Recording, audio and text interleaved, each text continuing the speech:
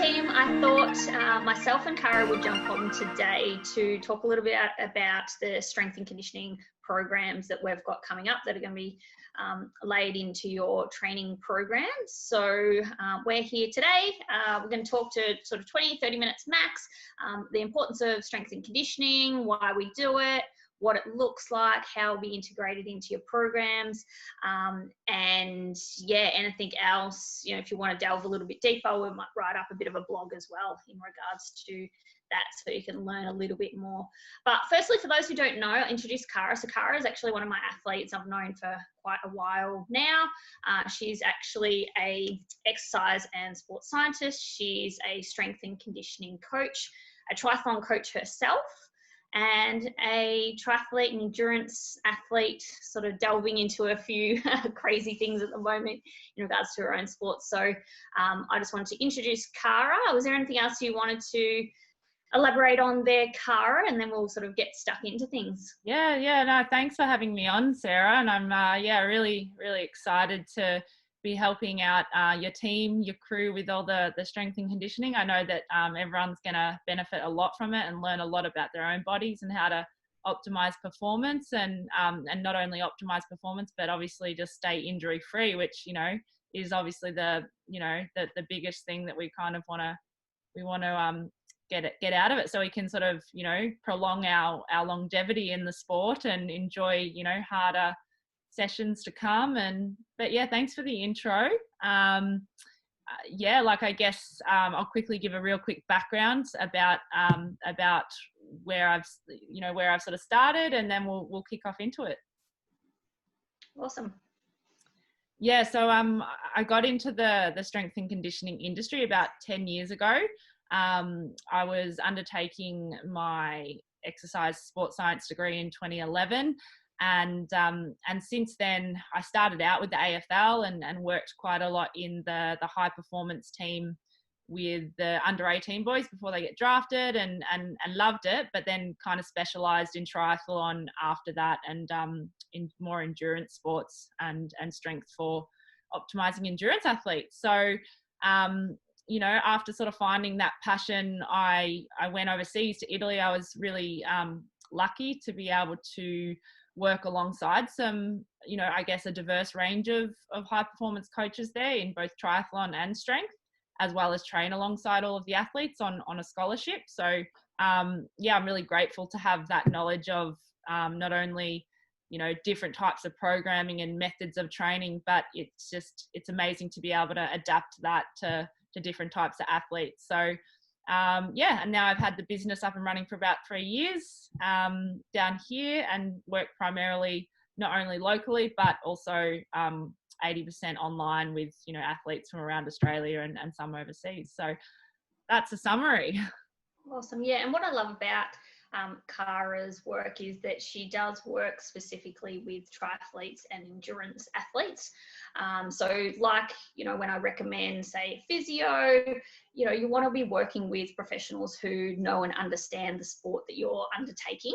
And I think that's, you know, where Cara's got really good experience from that aspect, rather than just going to a gym and getting a personal trainer to write a strength and conditioning program, who may not know the sport and the demands. So they might know the movements of swim, bike and run, but they may not know the demands and how that, you know, interrelates into your program. So Cara, for everyone's understanding, how do you define strength training? Because it obviously comes in different forms, variations, interpretations, and how do you interpret strength training for endurance athletes?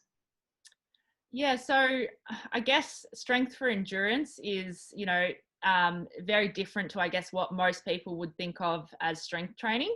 So typically strength training is, you know, known as in the gym, doing things like the bench press and maybe some more isolated muscle movements, whether they're triceps or biceps or arms or, you know, leg press, and I guess movements with machines. Whereas functional strength training, which is primarily what we want to be doing with endurance athletes and triathletes, that's, you know, I guess more encompassing of a range of different things, including mobility, stability, agility, balance, proprioception, basically everything that's kind of needed in, when performing swim, bike or run. So really specific to the actual movements of swim, bike and run. And whether or not, I guess the specificity of movements transfers over, it's thought to be, a bit more transferable than just doing an isolated movement, because we're kind of considering, the whole movement system as we do in a run or a triathlon. So yeah, and that sort of ties in with most triathletes, and all triathletes that I coach or endurance athletes are age groupers. So we're doing it part-time. We're not full-time athletes who can devote, to a real heavy load of strength training that might then be complemented with functional training. Then they go and do their yoga, and then they've got recovery and sleep. And so we're really trying to maximize the time that each individual has, knowing that, even finding 20 or 30 minutes, a few times a week can be tough. And that's where functional strength training really comes into play as well. So what would you say are the key benefits of strength training for endurance athletes? So there's a lot of benefits, but I guess some really big ones are like things like enhanced neuromuscular function. So talking more about improving your ability to, or the capacity of your movement system. So when you have an improved capacity for movement, you're then going to be able to tolerate higher training volumes or mileage of running each week, and also more intense workouts. So neuromuscular function, which is brain to muscle, and the connection between the firing systems is enhanced with strength training. We know that from research. The ability to restore and recover as well. So you'll improve your recovery times when you have stronger tendons, ligaments, movement systems. And there's lots of things like increased peak velocity. There's been, lots of tests shown with, say, cyclists, that our time to get that peak velocity and peak force output, so it's our power production, is a lot quicker when we undertake strength training.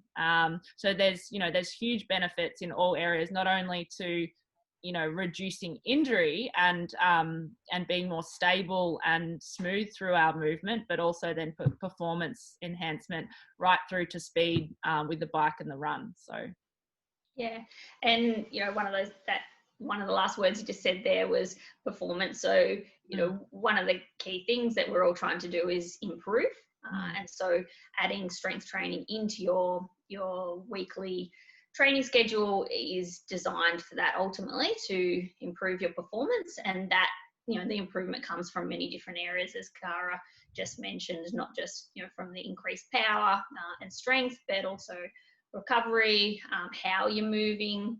And even lactate threshold too. If we do the right types of strength training, we can actually improve our ability to buffer the lactic acid, and that actually transfers over to lactate threshold training on the bike or the run, and improving that. So it's pretty cool.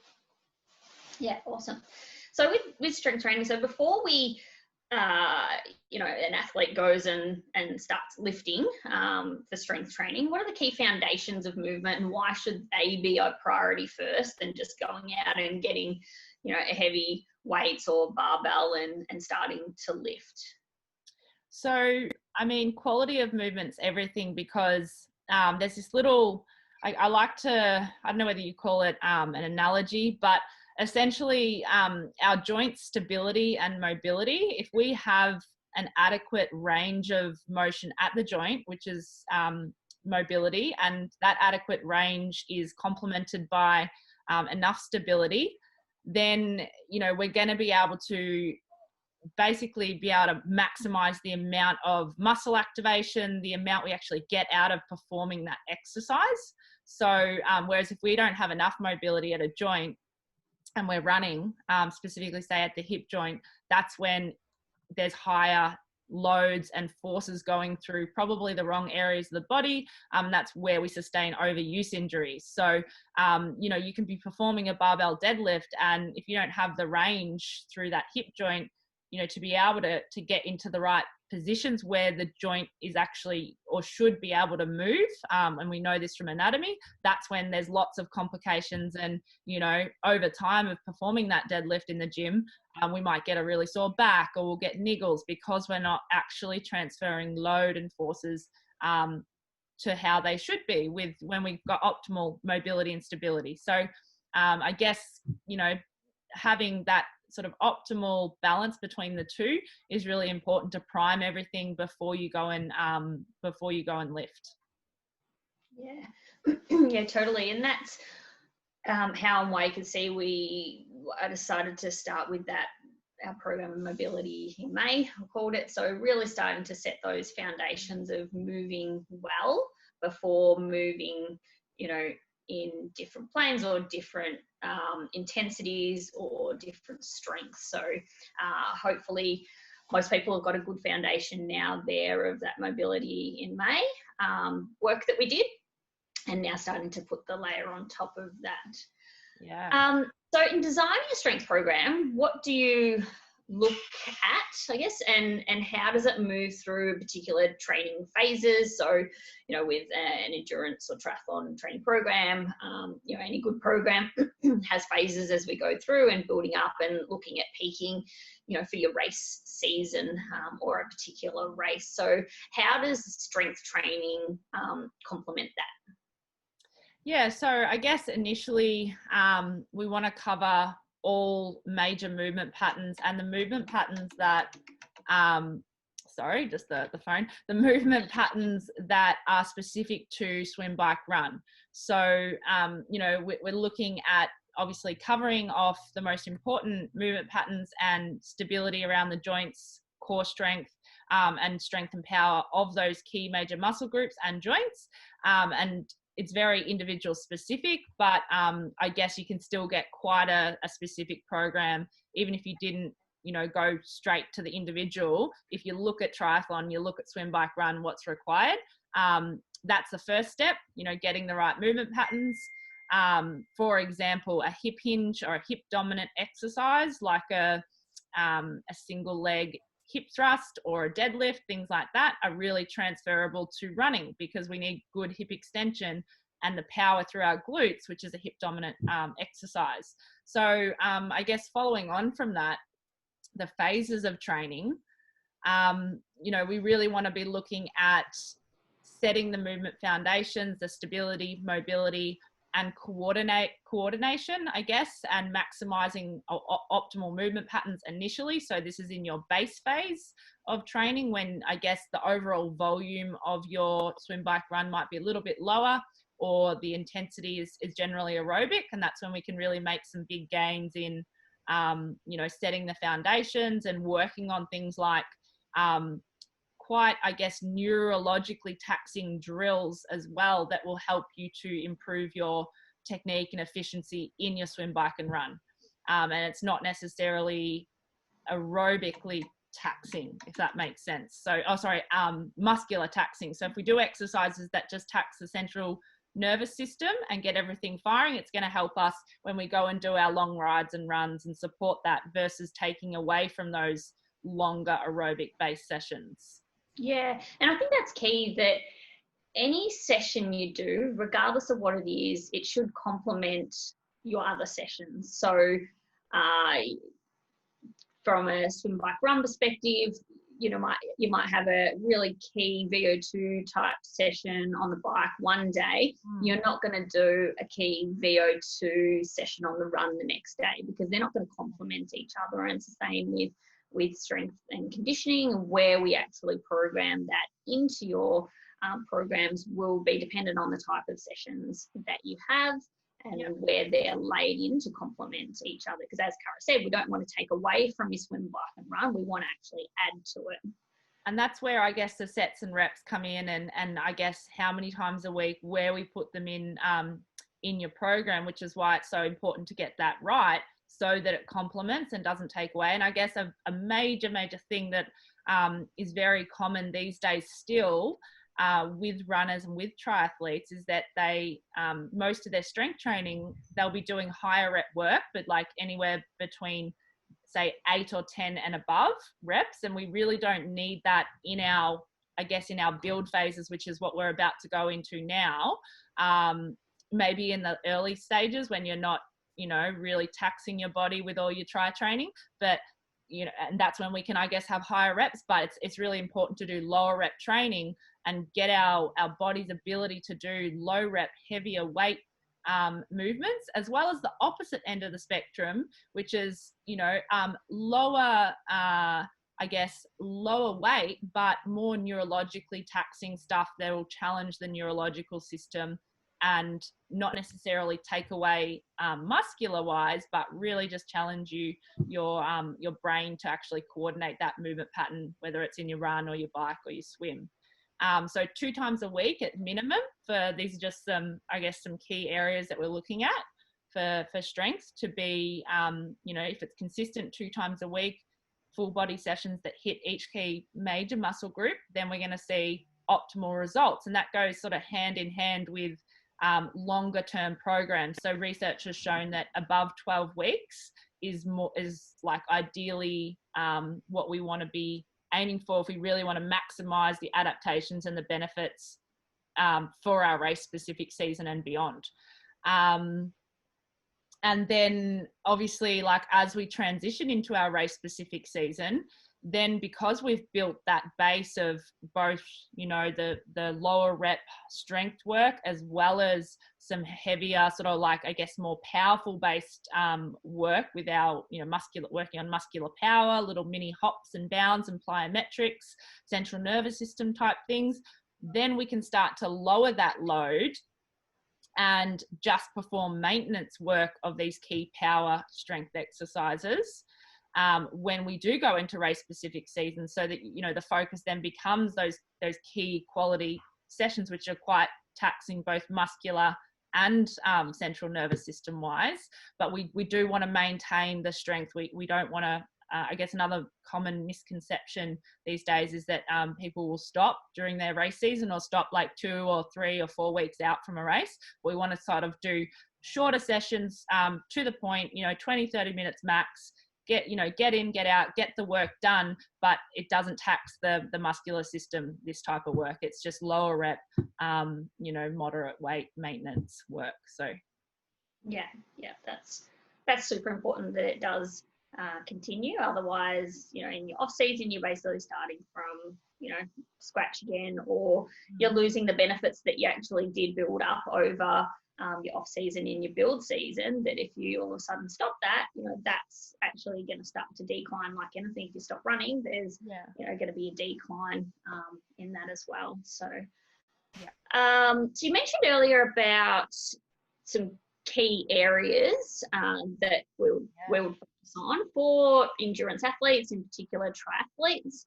What are some of the key areas that we're going to be focusing on developing for athletes?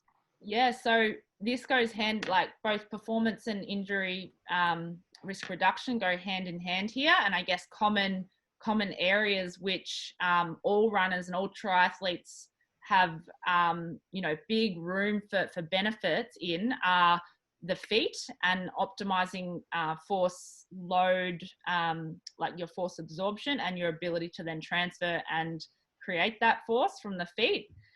So, I mean, for example, our calf complex are basically our powerhouse. They absorb 6 to 8 times our body weight when we run. And they're actually quite big gears on the bike as well. They have a big involvement. So if we can maximize our foot's ability to actually transfer everything efficiently from the ground up, we're going to start to actually improve the strength and the efficiency of our calf and our ankles and everything that, promote that force on the bike and on the run. So the feet are a big one. Glutes, obviously, we all, as runners and triathletes, we're big on the glutes and the core, but primarily looking at things like knee position when you are, on the bike and on the run, and being able to optimize your glutes and your core for those specific positions. So I guess it's not as simple as just, let's go and do some glutes and hip thrusts and be done with it. Let's actually go a little bit deeper and focus in on those specific position and optimizing your ability just to to stabilize the knee joint under load. So I guess that's why we see so many injuries with the knees and niggles. You know, it's huge. It's like 80% of runners in their lifetime will sustain something to their knees. So being able to have the right amount of co-contraction, which when I say co-contraction, that's the contraction of two muscle groups simultaneously. So say hamstrings and the calf and the glutes, to actually stabilize the knee joint. We're going to be much more able to transfer force and obviously appropriately load the correct areas as opposed to loading the knee. So things like hamstrings, again, you know, being able to recover quickly in your running and being able to then drive through with that power, so that toe off, having the correct sort of alignment and position with your hips and everything when it comes to activating the hamstrings, things like that. And finally, the importance of rib position and breathing mechanics. So this is huge. This is probably the biggest one, especially in running and cycling, and will transfer as well with swimming. But if we can optimize our ability to be in a stronger position at our ribs, so without, you'll see a lot of runners, as they fatigue, they'll flare their ribs, or they'll be up quite tall and they'll be lacking tension through the core, through here. That is such an energy, I guess, waste or a leak that we can fix. And if we can start to optimize our ability to breathe better, 360-degree expansion while we're actually training, and have our ribs stacked on our pelvis, everything's going to be working so much better. And we're going to be able to optimize that, you know, that movement pattern so much better, and be a lot more efficient with it. So at the end of the day, it's, you know, it's about integrating everything into, you know, a smooth, I guess, transfer of forces. But yeah, we focus in on these key muscle groups, key movement patterns, and that's how we can take it that one step further to really make it specific to triathlon and specific to the individual's needs. So yeah, awesome, love it. And you mentioned that there was a couple of words in there that some people might not be familiar with. You mentioned co-contraction. What are some of the key words that will come up in their strength program that you might just want to quickly go over?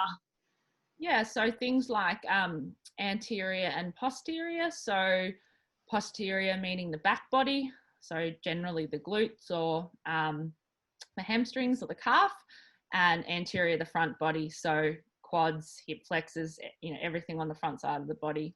Abduction, abduction, so that's to take away. So if I'm raising my arm up, that's abduction. Same with my leg, raising it out to the side. Adduction, coming down. Now, I mean, like, you know, these terms it's not crucial to know, but if you know them, you can kind of understand a bit more about your own body and I guess, and why we want to perform these movements and whatnot. Neuromuscular, that's, you know, just brain to muscle connection or coordinating movements, just another way to think of you know, optimizing the brain body connection.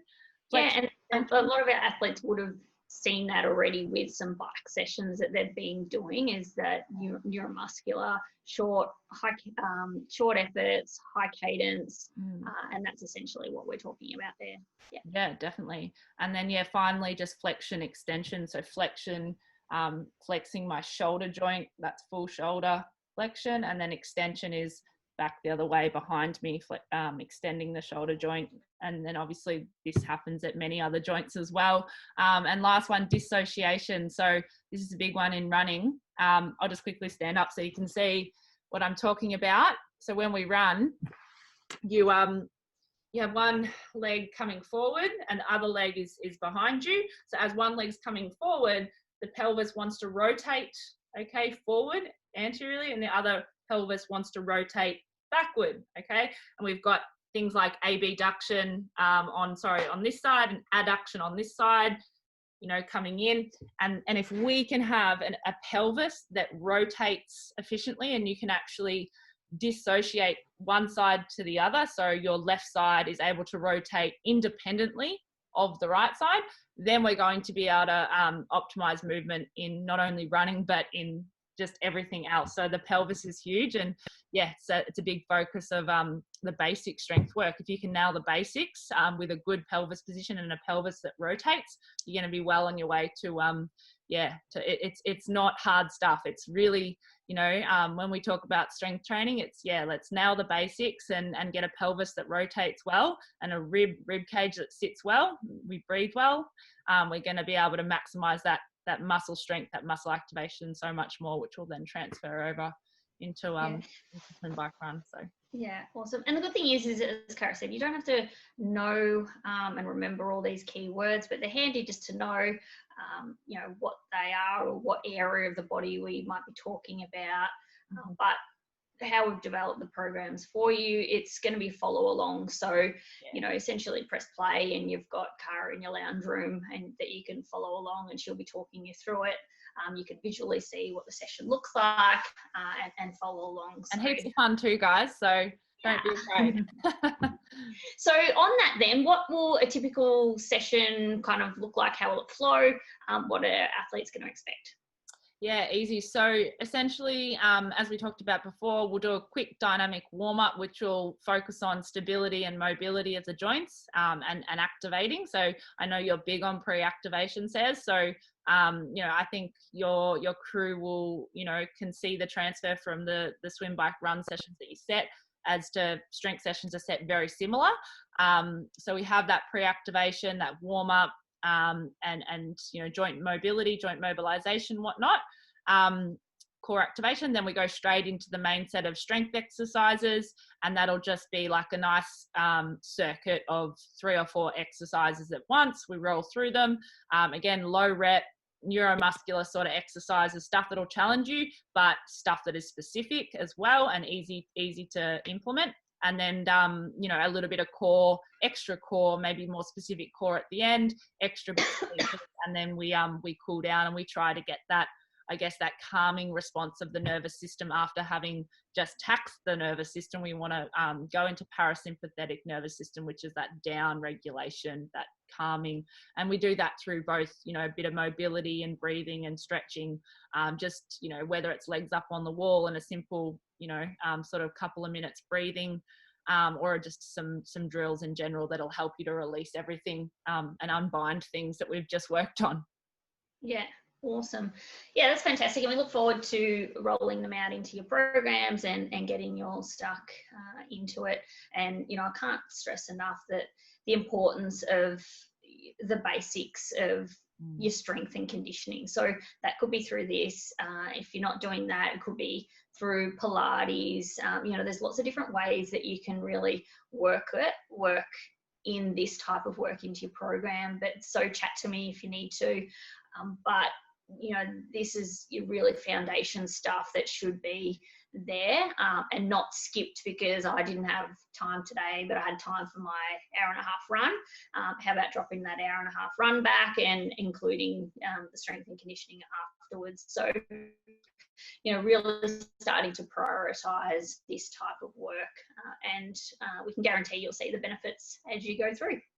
Yeah, no, 100%. I'm looking forward to it, Says. And like I said, a lot of, just on a quick side note, many of us runners, triathletes, with the basics, like until you do them, until you test yourself in them, you don't actually realize that we actually suck at a lot of the basics. And because we, the straight line most of the time, and we don't have that athletic capacity to adapt to constantly, changing environments or the complexity of the task. So this is really going to help to maximize your total athleticism and being more robust and resilient in your approach to running. And it's just going to, help you go from strength to strength. And I'm excited to roll it out with you, Says. It's going to be a good few months. Bring on the winter. Yes, awesome. All right. Well, thank you very much, Cara. And we look forward to getting stuck into it. Cheers. Beautiful.